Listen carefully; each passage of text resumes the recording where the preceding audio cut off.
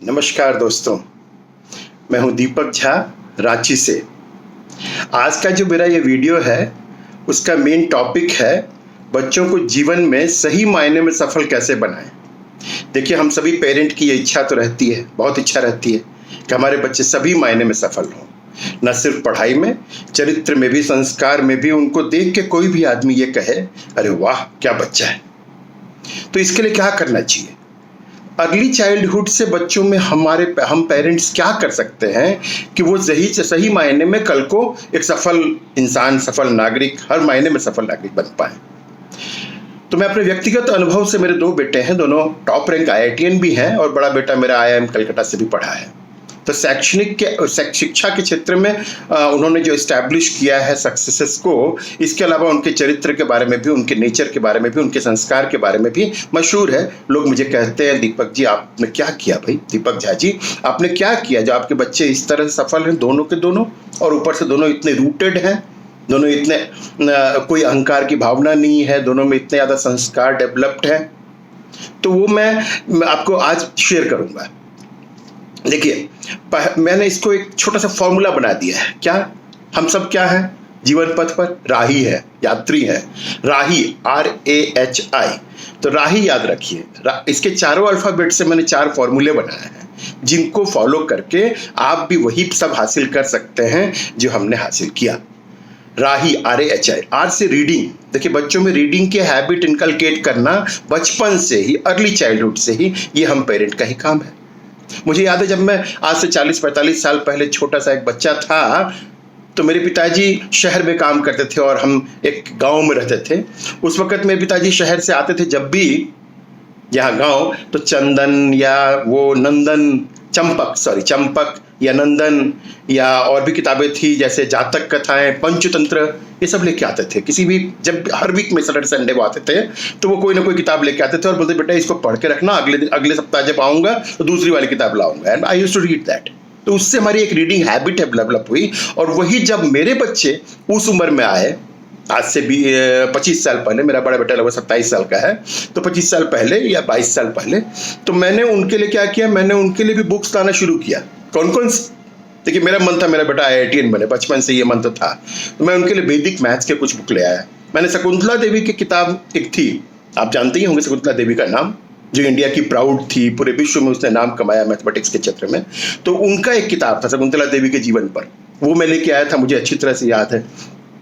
मैंने memory technique को develop करने के लिए, कि जीवन में हरदम काम आएगा, ये विश्वरूप राय चौधरी जी हैं, मेमोरी गुरु ऑफ इंडिया बोलते हैं उनको, लिम्कास बुक में उनका नाम भी है। उन्होंने मेमोरी टेक्निक पर बहुत सारी किताबें लिखी हैं, वो मैं लेके आया था। मैंने विजुअल डिक्शनरी खरीद के दिया था, विजुअल इंसाइक्लोपीडिया खरीद के दिया था, वो मोटी सी किताब जिसमें हर पेज में विजुअली समझाया हुआ था सब चीज़ें, ताकि बच्चे को जनरेट हो रीडिंग हैबिट्स। मैंने डेरिक और ब्रायन की पजल्स दी थी। मैंने NLP टेक्निक भी बच्चे को सिखाया था through books, neuro linguistic programming. ये अगर आप नहीं जानते तो गूगल कर लीजिएगा, मैं कोई और वीडियो में बताऊंगा। NLP टेक्निक बहुत खूबसूरत चीज़ है, how to train your brain to remain positive. NLP का बेसिक जो कॉन्सेप्ट है वो ये है। तो ये जो रीडिंग हैबिट्स बच्चों में बचपन से ही डेवलप हुई, उसका फायदा तो हरदम हुआ, क्योंकि बाद में जब बच्चा कोई भी सब्जेक्ट चुनेगा कि मुझे ये लाइन में आगे बढ़ना है, चाहे कुछ भी हो, जरूरी नहीं IIT या मेडिकल, कुछ भी हो, तो उसके उस फील्ड का नॉलेज तो रखना पड़ेगा बच्चे को। और नॉलेज कैसे आएगा? रीडिंग से आएगा। तो रीडिंग कैसे करेगा? वो तो उब जाएगा। जब उसको बचपन से ही आदत बनी रहेगी कि रीडिंग करना है बचपन में इंटरेस्टिंग बुक्स के थ्रू, तो वो आदत आगे भी काम आएगी। अगला क्या है राही का? R हो गया। A, attitude development. देखिए, जीवन में सबसे जरूरी अगर कुछ है तो वो एटीट्यूड है, माइंडसेट है, जिसको माइंडसेट बोलते हैं, पॉजिटिव एटीट्यूड बोलते हैं। ये कैसे डेवलप होती है? बचपन से ही। इसका क्या किया मैंने कि हमारे बच्चे में एक पॉजिटिव माइंडसेट डेवलप हुआ। देखिए, शेयरिंग ऑफ नॉलेज का मैंने पार्ट दिया। मैंने बच्चे को कहा कि बेटे, तुम स्कूल में जब भी जाओ, और जो बच्चे थोड़ा मान लो पढ़ाई में उतने अच्छे नहीं हैं, उनको या ऐसे कोई कॉन्सेप्ट सर ने डिस्कस किया जो तुम तो समझ गए, बट तुम्हारे बाजू वाला बच्चा या पीछे वाला कोई बच्चा नहीं समझ पाया, और वो आपसे पूछे या ना पूछे, आपको अगर ऐसा लगा कि अरे वो परेशान है, उसको समझ में नहीं आया है, तो शेयर द नॉलेज। उनके साथ बैठ के उनको समझाइए कॉन्सेप्ट को। Don't keep it yourself. बहुत सारे बच्चों में हमने देखा है, अरे मैं बता दूंगा, मेरा कॉम्पिटिटर है वो। No, share the knowledge. ज्ञान बढ़ता है बांटने से। और वैसे भी उसी तरह से sharing of items. I told them, tiffin में मम्मी जो भी देती है ना, टिफिन टाइम में, लंच टाइम में, उसको शेयर करके खाइए। उसकी जो डिशेज है वो आप लीजिए, अपनी उनको दीजिए। शेयरिंग, हमारे घर में हमारी वाइफ का तो ये भी नेचर था, मान लीजिए, या है, बचपन की ऐसे बात कर रहा हूं मैं, तो एक एप्पल है मान लीजिए घर में, तो बेटे को देती थी, बड़े बेटे को, और कहती थी बेटा पूछ के आइए, छोटे भाई को खाने का अगर मन है तो हाफ हाफ कर लीजिए, पापा का भी मन है, अगर उसका पापा से भी पूछ लीजिएगा, पापा का भी मन है तो वन थर्ड कटिंग कर दूंगी मैं, और अगर किन्हीं का मन नहीं तो आप पूरा खा लो। जबकि मेरे बड़े बेटे को एप्पल बहुत पसंद है, बट ये शेयरिंग ऑफ आइटम्स का उनको बचपन से ही वो पाठ मिल रहा था इस चीज के थ्रू। ये गिविंग का जो माइंडसेट है वो भी बड़ा इंपॉर्टेंट चीज है, गिविंग नॉट टेकिंग। देखिए, जीवन में जितना आप देंगे उतना आप पाएंगे, हाथ कभी आपका खाली नहीं रहेगा, ईश्वर है आपको देने के लिए। अगर आपका गिविंग माइंडसेट आ गया तो जीवन में आप बहुत ही सफल होंगे। तो बचपन में एक गिविंग माइंडसेट, कोई भी गरीब आया तो उसको जरूर से कुछ ना कुछ, चाहे जितनी हमारी आर्थिक स्थिति थी उसी अनुरूप कुछ ना कुछ देना, नहीं कुछ तो खाना खिला के भेज देना है। ये मेरी वाइफ का नेचर बहुत ज्यादा था, वो बच्चों ने इसको गौर किया, कंपैशनेट नेचर, कि लोगों के प्रति फील करना, गरीबों के प्रति फील करना, गरीब के बच्चे को किताबें जाके देना। कभी भी हमने किताबें बेची नहीं। जैसे मेरा बच्चा मान लीजिए तीसरा से चौथा में गया तो तीसरे में तीसरे के किसी गरीब के बच्चे को झुग्गी झोपड़ी में जाकर के हमारी वाइफ ने जाके बांटा उस किताबों को। और क्या है माइंडसेट में, looking at brighter side of things. देखिए, हर चीज का दो पहलू होता है, बोलते ना आधा गिलास पानी है भरा हुआ कि आधा गिलास खाली है। तो इसको भी हम लोग माइंडसेट के हिसाब से बात करते हैं। तो सीकिंग अपॉर्चुनिटीज एडवर्सिटीज, तो जितनी भी एडवर्सिटीज आया, देखिए व्हाट appears, मैंने अपने बच्चों को कहा हुआ था, what appears to be the end of the road may just be a bend in the road। आप किसी भी एडवर्सिटी में आया ना, ठीक है वो आ गया है, now I have to fight it out, और इसमें कुछ ना कुछ तो there is seed of an opportunity, ये खोजिए। हैव ए प्रॉब्लम माइंडसेट जीवन में मत रखिए, सॉल्यूशन माइंडसेट रखिए। एक स्ट्रांग बिलीफ रखिए कि प्रॉब्लम्स अगर है तो उसका एक सॉल्यूशन भी है। देखिए, ये एकदम शाश्वत सत्य है, कोई भी प्रॉब्लम है तो सॉल्यूशन भी है। तो ये माइंडसेट की बात है कि हम प्रॉब्लम जब हमारे ऊपर आती है तो हम सर पकड़ के बैठ जाते हैं, दुखी हो जाते हैं, या उसमें कुछ ना कुछ अपॉर्चुनिटी ढूंढ करके उस पर इनकैश करने की कोशिश करते हैं। Because it has been seen that जितने प्रॉब्लम्स आए हैं, कई लोगों ने उस कारण से, मतलब प्रॉब्लम्स के वजह से सक्सेस पाया है। प्रॉब्लम इन स्पाइट ऑफ नहीं, डिस्पाइट ऑफ प्रॉब्लम नहीं, इन स्पाइट ऑफ प्रॉब्लम नहीं, I am sorry, despite of problem नहीं, in spite of problem they have done it.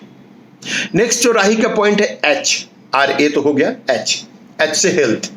देखिए, आजकल का बच्चा तो और भी ज्यादा इस बात पर ध्यान देने की जरूरत है। हेल्थ तो जीवन में सबका सही होना बहुत जरूरी है, और जिस तरह से सीडेंट्री लाइफस्टाइल हो गया है बच्चों का, जिस तरह के खान पान हो गए हैं, pizza, burger, Coca Cola, Pepsi, soft drinks, ये वो, और लेट से उठना, ठीक पोस्चर में पढ़ाई ना करना, तो ये सब चीजों से बच्चों को बचपन से ही हमें इस पर ध्यान देनी पड़ेगी। अचानक कुछ नहीं होगा, उनको आपको खुद रोल मॉडल बनना पड़ेगा। योगा करिए, प्राणायाम करिए, मेडिटेशन 15 मिनट का करिए, और अगर ये रेगुलर करेंगे वाइफ हस्बैंड आप दोनों, तो बच्चा देखेगा तो कुछ ना कुछ तो सीखेगा, कुछ ना कुछ तो उसको साथ में कराइए।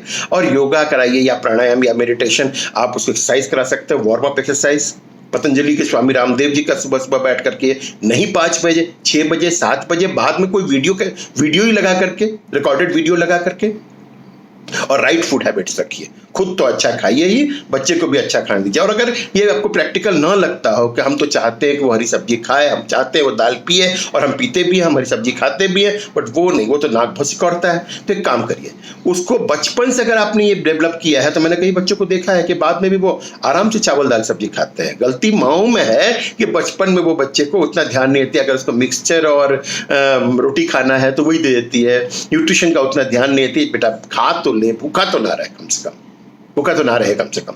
तो उसको राइट फूड हैबिट के लिए, अगर कुछ बाय द वे उसको पिज्जा का मन कर ही गया सपोज, तो उसको एक अवार्ड से लिंक कर दीजिए। ये एक बड़ा बढ़िया फॉर्मूला बताने वाला हूं। जैसे कोई चीज के बारे में उसको एक्साइटमेंट आता हो कि नहीं ये पिज्जा खाऊंगा मजा आ जाएगा, तो उसको बोलिए बेटा एक काम करो, आप 7 दिन तक लगातार दाल पियोगे ना, अगर चावल दाल सब्जी खाओगे ना, तो मैं संडे को आपको 6 दिन तक, तो मैं संडे को निश्चित तौर पर आपको पिज्जा खिलाऊंगी।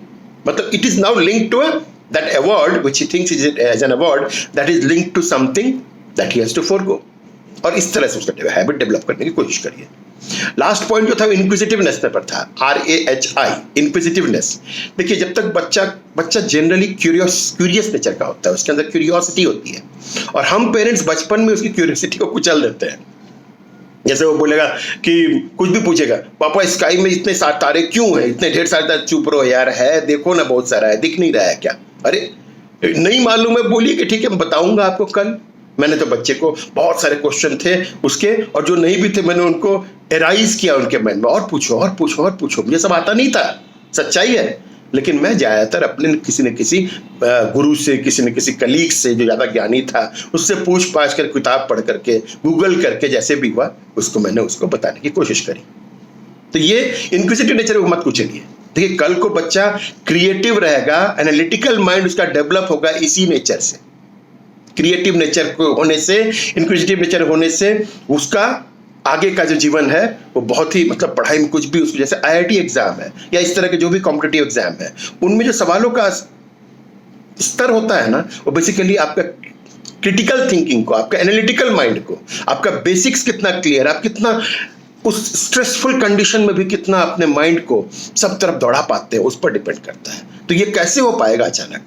सिर्फ पढ़ने से नहीं होता है। एग्जाम कंडीशंस में परफॉर्म करना उस तरह के कॉम्पिटिटिव एग्जाम में, ये बहुत ज्यादा डिपेंड करता है कि आपने बचपन से किस तरह से एनालिटिकल माइंड डेवलप किया है। मुझे याद है मैं बच्चों को उस समय, मैं अपने बच्चों को, दोनों बच्चों को जैसे बचपन में क्रॉसवर्ड पजल देता था, टेलीग्राफ आता था हमारे घर में, और टेलीग्राफ क्रॉसवर्ड पजल हम लोग बैठ के सॉल्व करते थे। मैं रूबी क्यूब दिया था, बेटा इसको एक कलर का करके दिखाइए जल्दी से। मैंने UC maths, universal concept of mental arithmetic system, इसका चेन्नई से मैं जाकर खुद भी ट्रेनिंग लिया था। यूसी मैथ्स का मैं ट्रेनर हूं, और मैंने उस समय बच्चों को भी सिखाया था। मेंटल मैथमेटिक्स बोलते हैं उसको, एस्ट्रोनॉमिकल साइंस, जैसे इसको एस्ट्रोनॉमी कहते हैं। ये इसमें इंटरेस्ट जनरेट करने के लिए तारों के विज्ञान, खगोल शास्त्र, इसमें मैं उनको बिरला प्लेनेटोरियम ले गया था।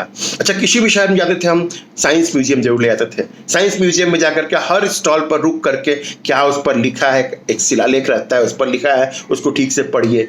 कोई गाइड अगर है, इवन इफ पेड गाइड है, उसको लेके बोलिए, समझाइए भाई क्या एक्सपेरिमेंट है, इसमें क्या बताने की कोशिश की गई है साइंस म्यूजियम के अंदर। इस तरह से बच्चों के माइंड को हमने हरदम कोशिश की कि उनकी क्यूरियोसिटी को न सिर्फ मैं सैशिएट करूं, संतुष्ट करूं, बल्कि और ज्यादा उनको क्यूरियस बनाऊं। तो RAHI, रीडिंग हैबिट्स इनकलकेट करना। देखिए बिल गेट्स है, वॉरेन बफे है, रॉबिन शर्मा है, टोनी रॉबिन्स है, चेतन भगत है, जितने भी ये स्टैलवर्ड्स है ना, उनमें जबरदस्त रीडिंग हैबिट बचपन से ही रहा होगा कि आज भी वो बिना पढ़े हुए सोते नहीं है। तो रीडिंग हैबिट जबरदस्त रखिए। एटीट्यूड, माइंडसेट बहुत शानदार होना चाहिए बच्चे का, प्रॉब्लम सीकर नहीं होना चाहिए, सॉल्यूशन सीकर माइंडसेट होना चाहिए। हेल्थ, जबरदस्त काम होना चाहिए हेल्थ के ऊपर। You can't neglect health, because सब कुछ मिल जाएगा जीवन में, सफलता ही सफलता। लेकिन अगर आप हॉस्पिटल के बेड पर रहेंगे या घर के अंदर बेड पर लेटे रहेंगे, मान लीजिए आपका स्वास्थ्य सही नहीं रहा, एनर्जी लेवल बहुत कम रहा, तो क्या उपभोग करेंगे? और अंतिम पॉइंट जो था वो था इंक्विजिटिव नेचर या क्यूरियोसिटी नेचर। इसको भी डेवलप जरूर से करते रहना है। और जो भी इस तरह के पेरेंट हैं जो कहते हैं कि अपने जो 50 तरह के प्रॉब्लम्स रहते हैं लाइफ के, उसके कारण खींच में उसको भगा देते हैं, अरे जाओ यार बहुत दिमाग खाते हो, उनको मैं खास मैसेज देता हूँ, नहीं, इस तरह से नहीं करना है। ये इसका दूरगामी इफेक्ट होगा, बच्चा फिर सोचना बंद कर देगा, और जब सोचेगा नहीं तो फिर आगे वो डेवलप करेगा नहीं माइंड, उसका क्यूरियस माइंड होगा नहीं, और फिर वो एनालिटिकल नहीं होगा, जीवन में बड़े बड़ी सफलताओं को नहीं प्राप्त कर पाएगा। धन्यवाद दोस्तों।